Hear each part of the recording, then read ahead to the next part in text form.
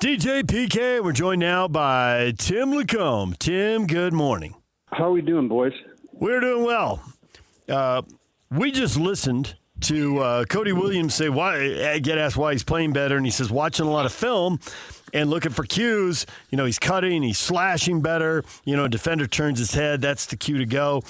Tim, that is something that a lot of people driving around listening to this are thinking, my high school basketball, or maybe before that, taught me that. Why are NBA guys learning that? And is the answer is they can't teach you to be taller, longer, faster, and jump higher, so they draft the best athletes and will teach them the game? Yeah, I mean, that's part of it. Just the sheer age of these guys.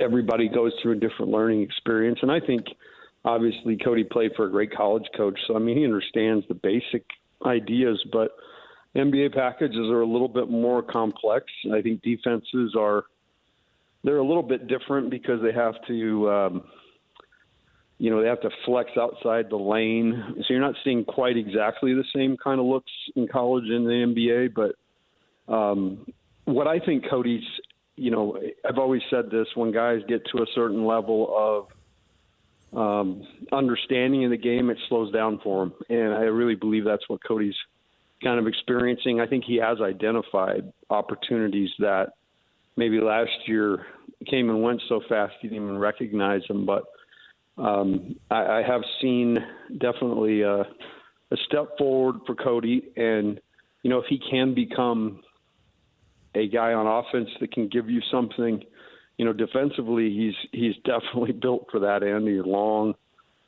He's doing a much better job physically, even though he's still kind of in the bulk phase of his career. He's still got to add some bulk, which will make him even more effective. But from where we were last year and even the start of the season, I'm excited for Cody to have made some headway. And I think that's the most important thing. Well, since I'm Debbie Downer, because is the excited that you're excited for him making some headway is because he made none last year, so anything is better than last year? Yeah, I mean, for sure. And if you look around the league, the Jazz just played Portland, and Donovan Clingan was picked very high after a year. I don't know how.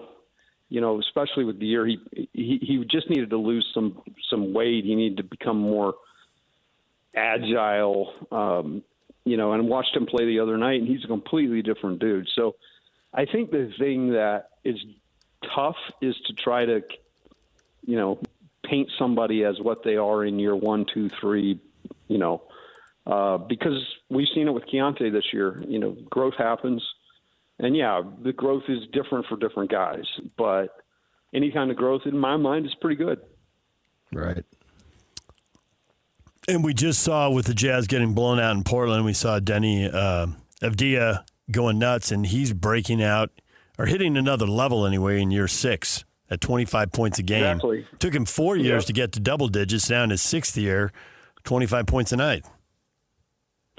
And he's a guy who, he's still got stuff to work on. I mean, there's things in his game, but yeah, you hear it all the time, the whole idea that development is not linear, that everybody is on their own path. And yeah, for Cody, it's almost like having some stocks. You invest in different stocks, and you've got one right out of the gate that shoots to double, and you're so excited, and the other one's kind of just hanging and maybe going a little bit below. And then all of a sudden you see maybe a 1 or 2% growth on the thing, and you're like, okay, the thing's got a chance.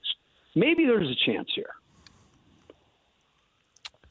How much is it a fine line between seeing, and you use George and you use Williams, and those are two of the younger guys, and there's a slew of them. We can name 4 or 5 others. Their improvement, and DJ just brought up the kid from Portland. Well, when he got there, Damian Lillard was taking all the shots, so that guy ain't going to get any shots. And then they make a change. How much of it is that fine line between opportunity, but you can't just give them opportunity for opportunity's sake? It has to be earned, but yet there's no way they're going to get better if they don't get opportunity. You see that? It's kind of a paradox there. And you wonder, how does a coach, in this case, it's Will Hardy, and that's his assignment, how does he handle that? Because you don't want to give, but you need to give in order for them to show you something.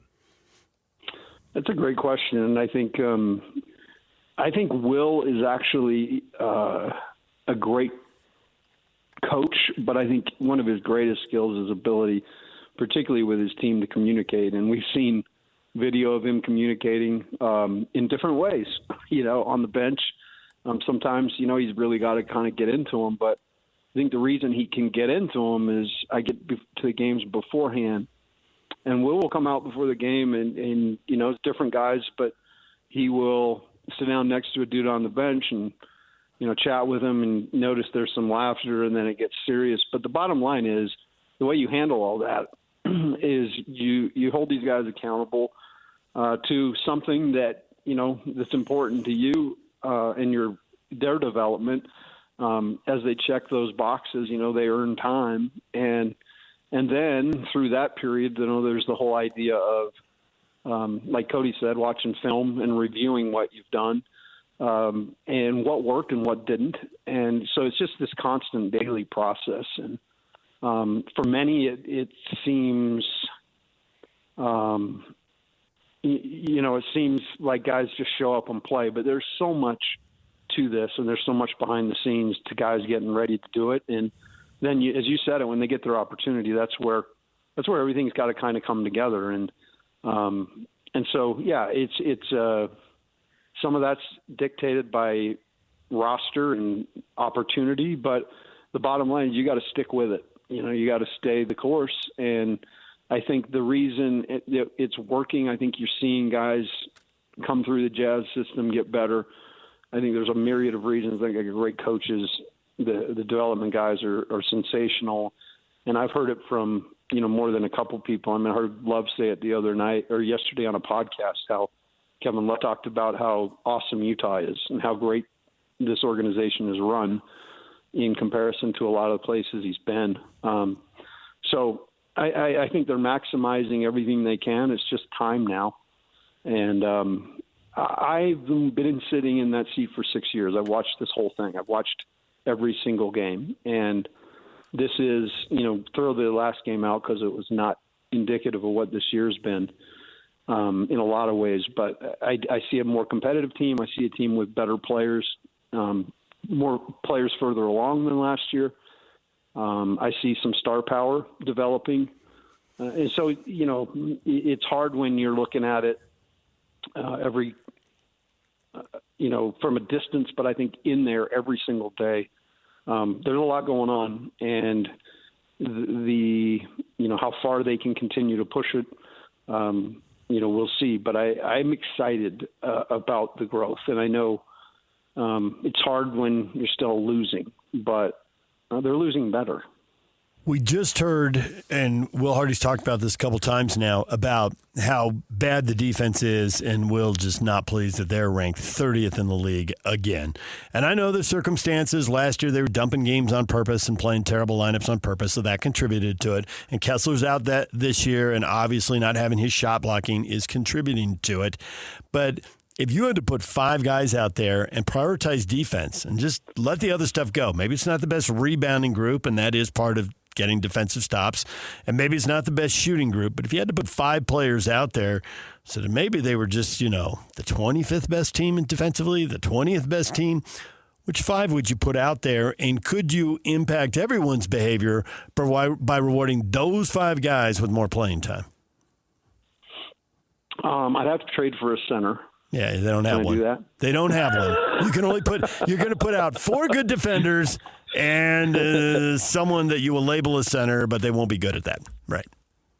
Well, I'm going to put Nurk out there because he's, as Majerus would say, he's the biggest ship in the fleet, and we need an aircraft carrier at least inside to eliminate maybe eliminate a couple drives here and there just by seeing the big fella. Can I go to the G League? You can do whatever you want. Right? You're putting the best defenders out there. All right, Mo Harkless has got to be on the floor.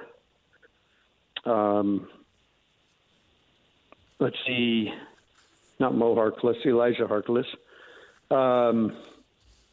I think we've got to go with Taylor Hendricks, and I think we got to go with Cody Williams.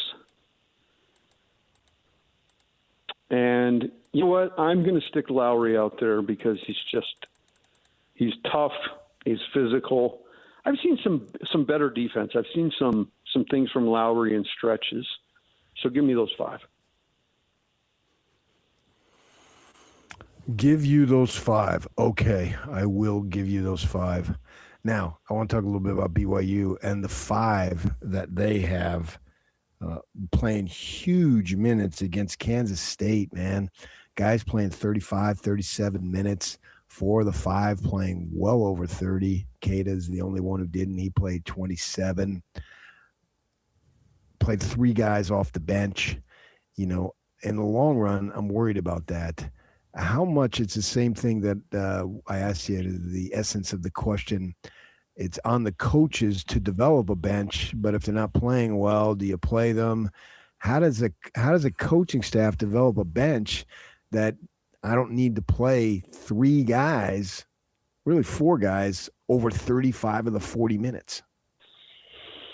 Well, I think that's part of what preseason, you kind of see what you have. But I was so impressed with the schedule that the KY and the group put together. I mean, they really tested themselves and went and played in big-time games. And, I can only liken it to coaching styles. We used to play St. Mary's year in and year out, and their 5 guys would play, between 34 and 40 minutes. And, they'd sprinkle a couple dudes in. And sometimes it's just style. But what I do know is that first 5 is really good.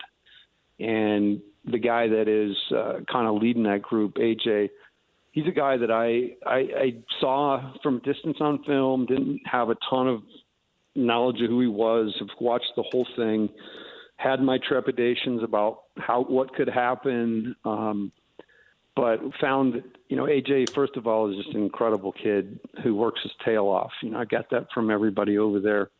Really respectful kid, and has been a great leader for the team, not just as a player, but I think he's pretty vocal. And then you've got that ability, to put the ball in his hands in the last few minutes of every game, so that shortens games. But I think they've got talent there, and I think they just need to figure out where everybody needs to play coming off the bench. But I would say that is – I would always be a little bit more concerned if my first 5 wasn't great and I had a bunch of decent players on the bench. I think BYU's got the ability this year, minus some foul trouble, which isn't going to happen. But that's going to be important as they get through the Big 12 here, to work to try to develop a couple dudes that you really trust. I mean, I love Boscovich. I think that dude, every time he comes in the game, something good happens. And I thought he was good for him last year. I think so. It's just a matter of identifying who those guys are and giving them some time. But you make a good point, PK, in the middle of conference out on the road. You're going to get some bad whistles, obviously some injuries and things like that. So that's something you've always got to kind of be building, even if you don't have it right now. I was happy he made the non-conference schedule much more difficult, but then I just saw a bite with him where he said he's going to reconsider his non-conference schedule. And as soon as he said that, I'm like, oh, no. And then he stunned me with, I don't know what we're getting out of these quad 4 games. I think he wants to crank it up and make the schedule tougher next year, and I'm with him. I mean, they beat Riverside, UC Riverside, by 47. They blew out UOP, Holy Cross, get 31-point win over Cal Baptist.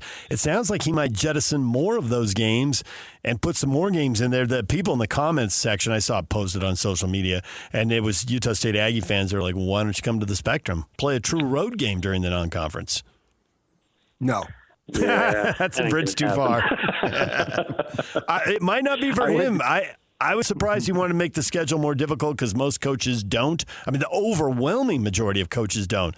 But, man, he didn't look like he was joking around when he said it. I'm up for it. And I like the approach. I like the approach. I think you definitely learn as you go through it. And, yeah, some of those games you walk out after and like, what did we gain here? Yeah. What was this? So for sure, I think with the guys they're bringing in, the home court advantage and everything else, and if you can get teams to come in, that is even the bigger part. But I like that he went out and played neutral games and played Madison Square Garden, got themselves all over the place. That was great. All right, Tim, we'll leave it right there for now. Thanks for joining us, and we will hear you on the broadcast. Am I going to see you tonight by chance or no? No. No. Oh, thank goodness. Okay. I mean, did I say that on the air? You did. Get off my radio station, you guys. bum. See you. All right, see you, Tim. Coming up, Riley Jensen. He'll join us in about 15 minutes, and we will talk coaching moves and portal moves and what our local teams need next. Stay with us.